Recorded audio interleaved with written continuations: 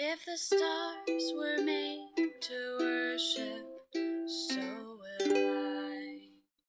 Welcome to Musings of a Christian Physician on the Physical and Spiritual Healing of Man by Dr. Joseph DeMay. I'll be reading to you from this book from week 21, day 5.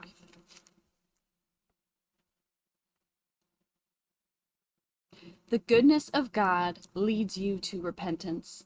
Romans 2:4.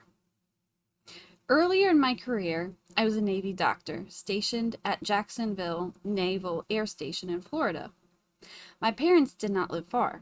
I would take our firstborn young son with me on occasion to see them. The route took me through a couple of very small towns.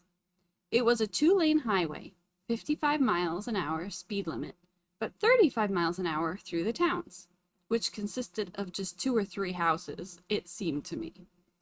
They were that small. One afternoon, I was driving back home with my son and simply wasn't paying attention. I went flying at 55 miles an hour through one of the towns and was pulled over by a state police.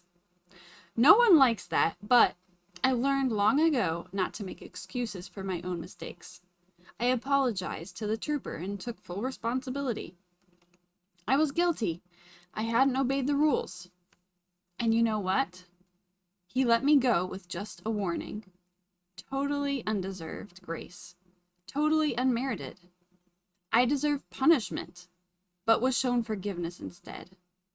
The cheap grace, folks make the argument that Christians like me, who are always focused on the grace of God, use that as an excuse to get out of sin like crazy and live just like the world, knowing that we're already forgiven, that we are given over to licentiousness. But let me tell you what really happens when you've truly experienced the overwhelming grace and goodness of God. This was made real to me in the context of the foregoing story. I would pass through that same stretch of road many times since that incident. Want to guess how fast I was driving? The detractors of grace would say I would speed even more since there is no punishment. Now that wasn't the case, even though I never again saw a police car there. I would actually drive less than the speed limit. I was just so thankful that I had been forgiven the first time.